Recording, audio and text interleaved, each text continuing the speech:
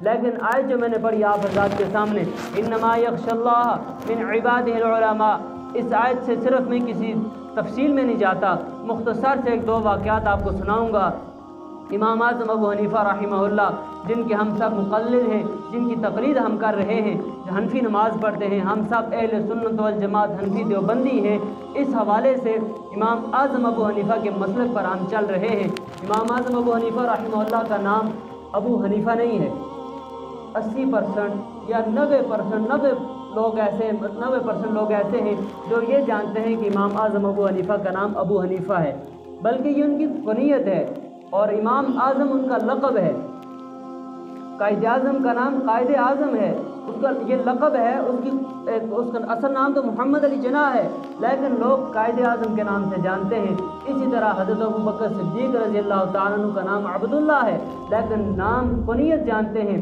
دو چیزیں ہیں، ایک مذہب، ایک منزل۔ عربی زبان کے اندر مذہب اس راستے کو کہتے ہیں جس پر آپ نے چلنا ہے، منزل اس جگہ کو کہتے ہیں جہاں آپ نے جانا ہے۔ ہمارا مذہب جو ہے امام اعظم ابو حنیفہ ہے۔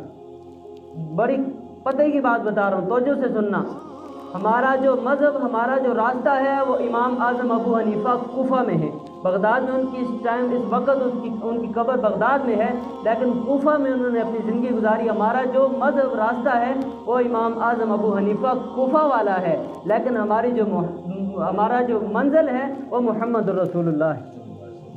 امام اعظم ابو حنیفہ کے ذریعے ہم اللہ کے نبی صلی اللہ علیہ وسلم تک پہنچتے ہیں۔ میں آپ کو بتاتا ہوں، ایک اہل حدیث نے اعتراض کیا، اس نے کہا کہ اللہ کے نبی نے فرمایا، بخاری میں حدیث ہے، صلو کما رأیتمونی اصلی، ایسے نماز پڑھو جیسے مجھے پڑھتے ہوئے دیکھا۔ آج 1450 سال کے بعد میں نے نبی کو نماز پڑھتے ہوئے نہیں دیکھا، آپ نے بھی نہیں دیکھا، کسی عالم نے، کسی فقیہ نے، کسی محدث نے نماز پڑھتے ہوئے نہیں دیکھا۔ اگر دیکھا ہے تو صحابہ نے دیکھا ہے۔ اللہ کے نبی صلی اللہ علیہ وسلم نے فرمایا، نماز ایسے پڑھنا جیسے مجھے پڑھتے ہوئے دیکھا۔ اہل حدیث نے کہا کہ تم لوگ ایسے کرتے ہو، نماز صحابہ والی پڑھتے ہو، نبی والی نماز چھوڑتے ہو۔ امام اعظم ابو حنیفہ نے فرمایا کہ تو نے نبی کو دیکھا ہے؟ فرمایا نہیں دیکھا۔ صحابہ کو دیکھا ہے؟ نہیں دیکھا۔ امام اعظم ابو حنیفہ رحمہ اللہ وہ واحد شخص ہیں جنہوں نے اپنی زندگی کے اندر حضرت انس بن مالک رضی اللہ تعالیٰ عنہ سے ملاقات کی ہے۔ یہ تابعی ہیں جنہوں نے صحابہ کرام کو، صحابی کو اپنی آنکھوں سے نماز پڑھتے ہوئے دیکھا ہے۔ اہل حدیث سے فرمایا، اہل حدیث تو حدیث کا قائل ہے، تو قرآن کا قائل ہے، ایسے کر تو وہ نماز پڑھ جو تو نے نبی کو پڑھتے ہوئے دیکھا، میں وہ نماز پڑھوں گا جو میں نے صحابہ کو پڑھتے ہوئے دیکھا۔ نہیں سمجھے میری بات؟ نبی کو پڑھتے ہوئے ہم نے نہیں دیکھا، صرف صحابہ نے دیکھا۔ اللہ کے نبی نے فرمایا تھا کہ نماز ایسے پڑھو جیسے مجھے پڑھتے ہوئے دیکھا۔ اب نبی کو پڑھتے ہوئے صحابہ نے دیکھا، تو یہ خطاب صحابہ کو ہے، ابو بکر کو ہے، عمر کو ہے، عثمان کو ہے، علی کو ہے۔ مجھے اور آپ کو یہ خطاب نہیں ہے کہ آ کے مجھے دیکھو پھر نماز پڑھو۔ مجھے اور آپ کو یہ خطاب ہے، جیسے میں نماز پڑھتا ہوں مجھے پڑھتے ہوئے صحابہ نے دیکھا، تم ایسے نماز پڑھنا جیسے تم نے صحابہ کو نماز پڑھتے ہوئے دیکھا۔ اب میری اور آپ کی نماز صحابہ والی نماز ہے۔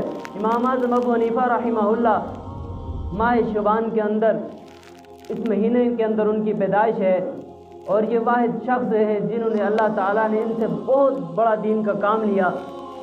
ایک مرتبہ رات کو سوئے ہوئے تھے، رات کو خواب آئی، خواب میں دیکھا کہ اللہ کے نبی صلی اللہ علیہ وسلم کا جسم جو ہے، ہڈیاں جو ہیں وہ بکھری ہوئی ہیں، جگہ جگہ پڑی ہوئی ہیں، لیکن میرا اور آپ کا، علماء دیوبند کا یہ عقیدہ ہے کہ اللہ تعالیٰ کے نبی، جتنے نبی ہیں وہ اپنی قبروں میں زندہ ہیں اور صحیح سلامت ہیں۔ یہ ہمارا عقیدہ ہے، اور اس پر پکے ہو جائیں، یہی عقیدہ ہے۔ انشاءاللہ ہم نے ایسے ہی اللہ کے حضور پیش بھی ہونا ہے۔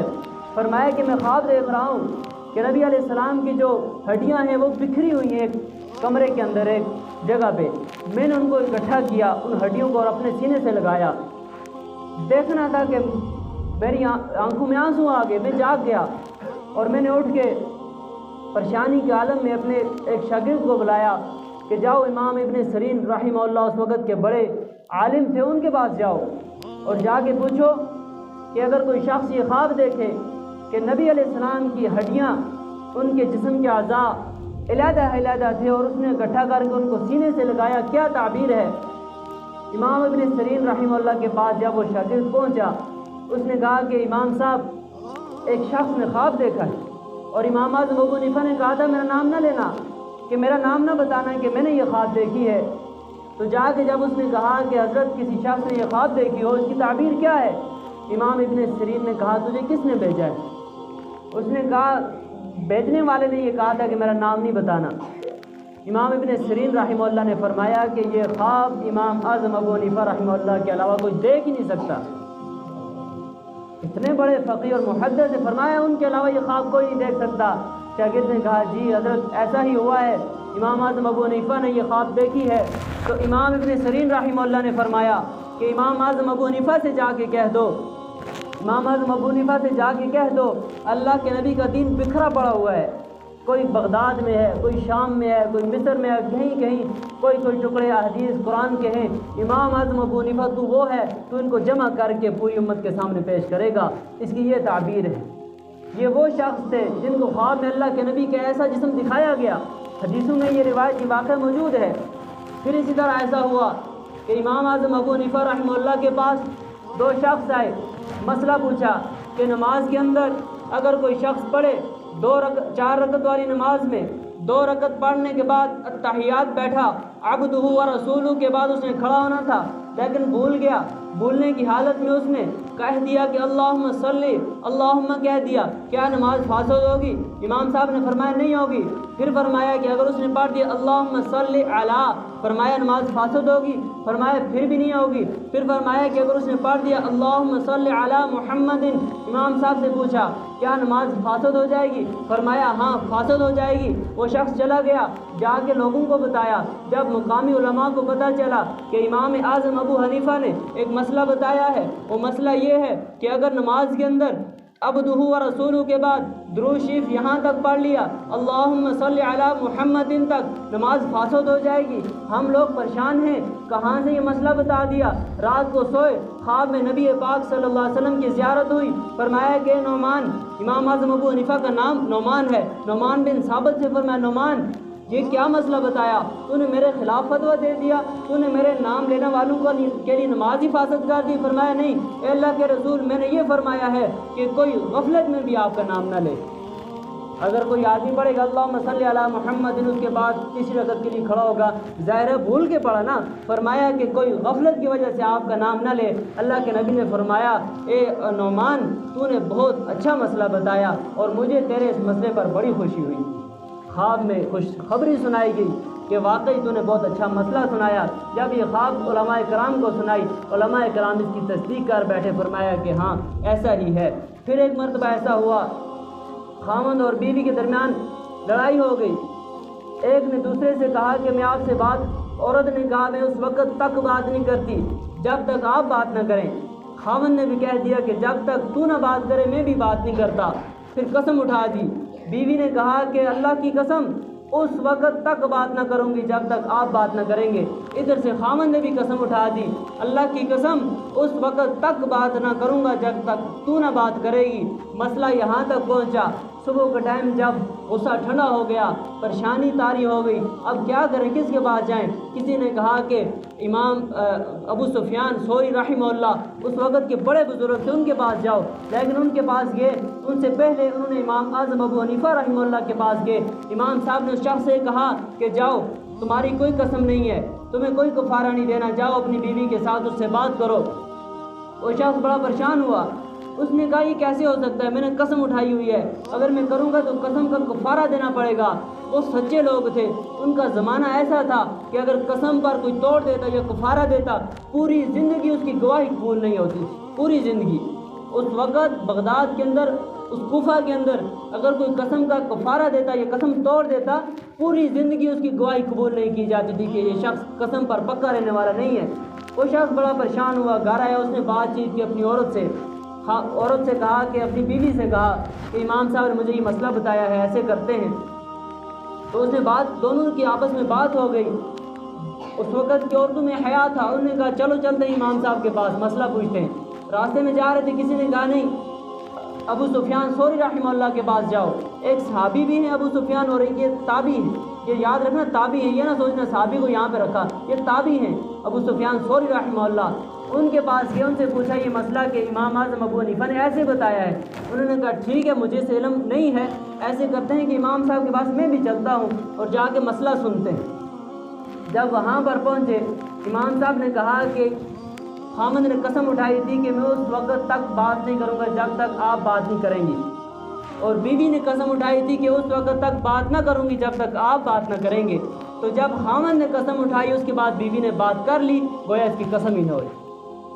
مسئلہ نہیں سمجھ آیا؟ میں نے کہا کہ خامند نے کہا اس وقت تک آپ سے بات نہ کروں گا جب تک تو بات نہ کرے گی، اس کے بعد بیوی نے قسم اٹھائی، اس نے بات کر لی، قسم ختم ہو گئی۔